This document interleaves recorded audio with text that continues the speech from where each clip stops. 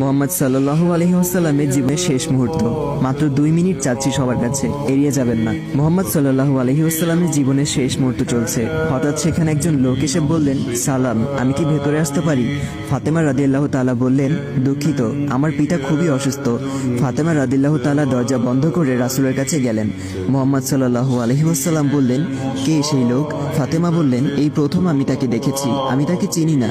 শোনো ফাতেমা, সে হচ্ছে আমাদের এই ছোট্ট জীবনের অবসানকারী ফেরেশতা আজরাইল। এটা শুনে ফাতিমার অবস্থা তখন ক্রন্দরত বোবার মতো হয়ে গিয়েছে। রাসূল সাল্লাল্লাহু আলাইহি ওয়াসাল্লাম বললেন, হে জিব্রাইল, আমার উম্মতের কি হবে?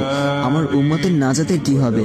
জিব্রাইল আলাইহি ওয়াসাল্লাম বললেন, হে রাসূল, আপনি চিন্তা করবেন না, আল্লাহ ওয়াদা করেছেন আপনার উম্মতের নাজাতের জন্য। মৃত্যুর ফেরেশতা ধীরে ধীরে রাসূলের কাছে এলেন জান কবজ করার জন্য। মালাইকাত মাউত আজরাইল আর কাছে এসে ধীরে ধীরে রাসূলের জান কবজ করতে থাকলেন। পাশে দাঁড়িয়ে থাকা জিব্রাইলকে রাসূল বললেন ঘোঙ্গানির সাথে, ও জিব্রাইল, এটা কেমন বেদনাদায়ক জান কবজ করা। ফাতেমা রাদিয়াল্লাহু তাআলা তার চোখ বন্ধ করে ফেললেন। আলী রাদিয়াল্লাহু তাআলা তার দিকে উপর হয়ে বসলেন। জিব্রাইল তার মুখটা উল্টো দিকে ফিরিয়ে নিলেন।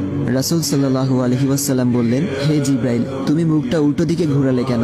আমার প্রতি তুমি বিরক্ত? জিব্রাইল বললেন, হে রাসূলুল্লাহ, সাকারাতুল মাউতের অবস্থায় আমি আপনাকে কিভাবে দেখে সহ্য করতে পারি? ভয়াবহ ব্যথায় রাসূল ছোট্ট একটি গঙ্গানি দিলেন। রাসূলুল্লাহ সাল্লাল্লাহু আলাইহি ওয়াসাল্লাম বললেন, হে আল্লাহ, সাকারাতুল মাউতটা মানে জান কবজের সময় যতই ভয়াবহ হোক সমস্যা নেই, আমাকে সকল ব্যথা দাও, আমি বরণ করব, কিন্তু আমার উম্মাকে ব্যথা দিও না। রাসূলের শরীরটা ধীরে ধীরে ঠান্ডা হয়ে আসতে লাগলো। তার পা বুক কিছুই নড়ছে না আর।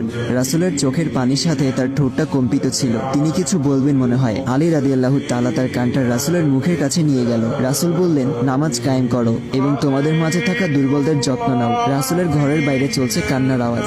সাহাবীরা একজন আরেকজনকে জড়িয়ে ধরে উচ্চস্বরে কান্নারত। আলী রাদিয়াল্লাহু তাআলা আবার তার কানটা রাসূলের মুখের কাছে ধরল। রাসূল চোখ ভেজা অবস্থায় বলতে থাকলেন, ইয়া উম্মতি, ইয়া